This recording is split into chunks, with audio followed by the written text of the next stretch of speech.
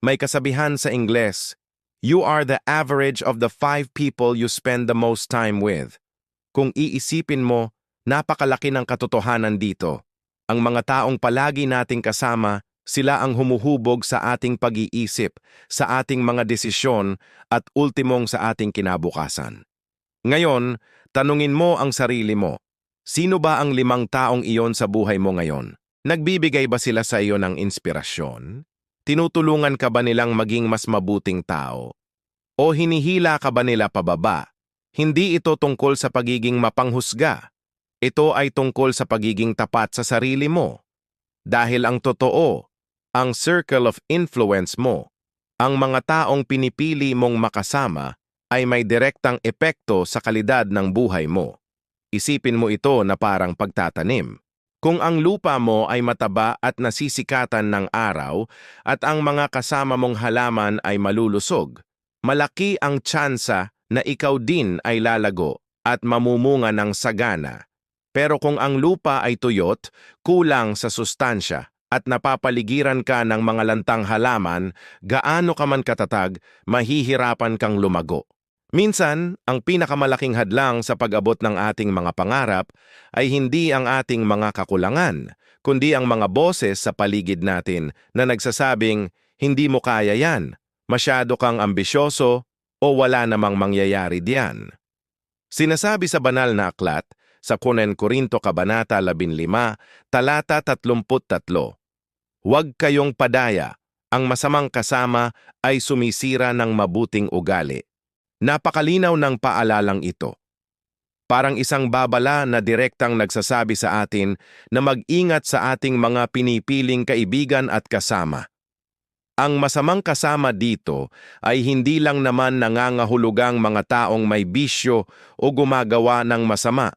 Pwede ring ang tinutukoy dito ay yung mga taong negatibo mag-isip, yung mga laging may reklamo sa buhay, yung mga walang pangarap, o yung mga taong walang pananampalataya.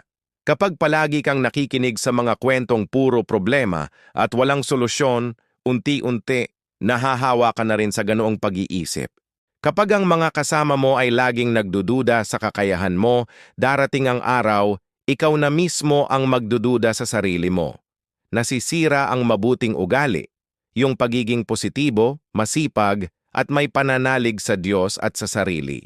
Ang turo dito ay malinaw. Piliin mong makasama ang mga taong may positibong pananaw at matibay na pananampalataya. Hanapin mo yung mga taong kapag kausap mo, pakiramdam mo gumaan ang dibdib mo. Yung mga taong ipinagdarasal ka at naniniwala sa potensyal mo kahit ikaw mismo ay nagdududa. Sila yung mga iron sharpens iron na kaibigan, yung mga nagpapatibay sa iyo, hindi yung nagpapahina. Isipin mo si David sa Biblia. Napapaligiran siya ng mga kapatid na minamaliit siya pero mayroon siyang ugnayan kay Jonathan na nagpalakas sa kanya. Mayroon siyang mighty men na tapat at sumusuporta sa kanya. Hindi siya nag-focus sa mga negatibo kundi sa mga taong nag-aangat sa kanya. Ang pagpili ng mga kasama ay hindi pagiging makasarili. Ito ay isang anyo ng self-care at spiritual wisdom. Inaalagaan mo ang hardin ng iyong puso at isipan. Tinitiyak mo na ang mga butong itinatanim doon ay mga buto ng pag-asa, pagmamahal at pananampalataya, hindi ng takot, pagdududa at kapaitan. Paano natin ito gagawin sa praktikal na paraan? Una, i-evaluate mo ang iyong kasalukuyang circle. Maging tapat ka.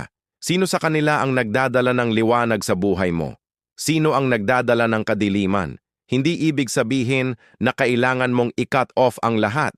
Minsan, kailangan lang nating mag-set ng boundaries. Bawasan ang oras na ginugugol sa mga taong umuubos ng energy mo at dagdagan ang oras para sa mga nagbibigay nito. Pangalawa, maging intentional sa paghahanap ng mga positibong komunidad. Sumali ka sa isang small group sa inyong church. Mag-volunteer sa isang cause na malapit sa puso mo. O humanap ng mga mentor na may napatunayan na sa buhay. Palibutan mo ang sarili mo ng mga taong may pangarap, may pananampalataya at may ginagawang mabuti. Kapag napapaligiran ka ng mga taong nag-uusap tungkol sa mga pangarap, sa mga plano, sa mga paraan para maging mas mabuti, mahahawa ka sa kanilang sigla. Kapag nakikita mo silang nagtatagumpay sa kabila ng mga pagsubok, nabibigyan ka rin ng lakas ng loob na harapin ang sarili mong mga hamon. Pangatlo, at pinakaimportante, maging ikaw mismo yung taong gusto mong makasama. Maging source ka ng positivity. Maging tao ka ng pananampalataya. Iangat mo ang iba. Dahil kapag ikaw ay nagbibigay ng liwanag, natural na naa-attract mo ang mga taong naghahanap din ng liwanag. Light attracts light.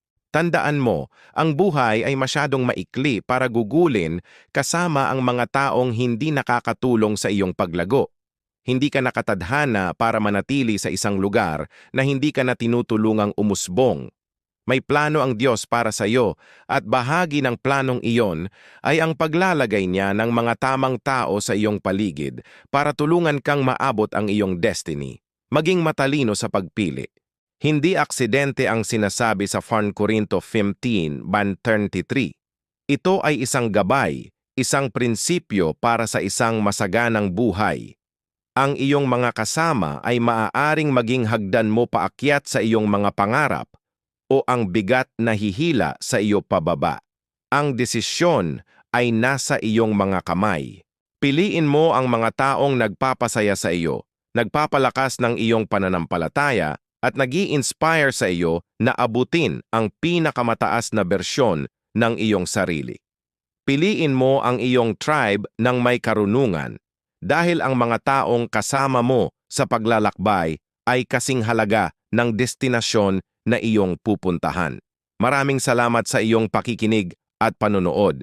Sana ay may napulot kang aral sa ating pinag-usapan ngayon. Kung nagustuhan mo ang video na ito, huwag kalimutang mag-like, mag-share at mag-subscribe sa ating channel Liwana at Pag-asa TV para hindi mo ma-miss ang mga susunod pa nating content. Hanggang sa muli!